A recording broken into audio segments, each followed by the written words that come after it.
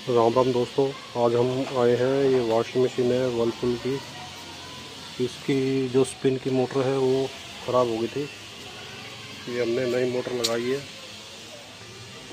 लगाई है। साथ में जो सील है वो वर्लपूल की जेन्युइन सील लगाई है। आप भी जेन्युइन सील लगाएं, ठीक है। और जो मोटर है वो भी कॉपर वाइंडिंग की लगाई है, नई मोटर, ठीक है। ये प्रोटेक्शन के लिए लगा दिया है मोटर पे।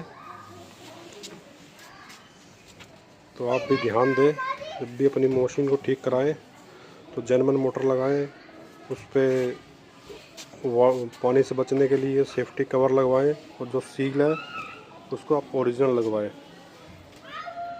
ठीक है। ओके दोस्तों, राधे राधे।